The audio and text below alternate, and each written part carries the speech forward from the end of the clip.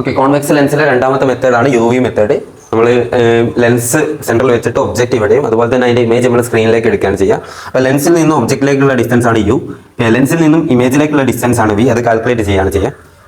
അപ്പം നമ്മൾ U V മെത്തേഡിൽ ആദ്യം ലെൻസ് ഈ ഒബ്ജക്റ്റ് ഇവിടെ ഫിക്സ് ചെയ്ത് വെച്ചു. ശേഷം ലെൻസ് ഞാനൊരു ഏകദേശം ഒരു ഡിസ്റ്റൻസ് സെറ്റ് ചെയ്യാം.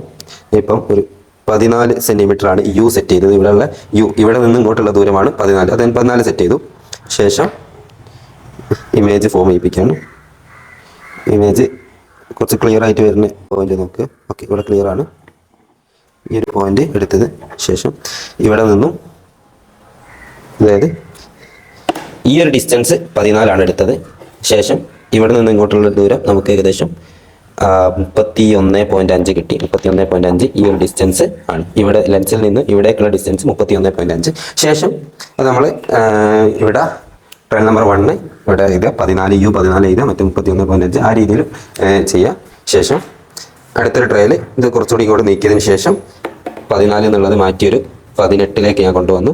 14 മാറ്റി 18ലേക്ക് കൊണ്ടുവരിക. അപ്പം അതിൻ്റെ ഡിസ്റ്റൻസ് ഇങ്ങോട്ട് ഫോക്കസ് ചെയ്യാം. ഈ ഒരു അകലം മെഷർ ചെയ്യുക. 18 എടുക്കുന്ന സമയത്ത് നമുക്ക് ഏകദേശം 21.22 ആണ് കിട്ടുന്നത്.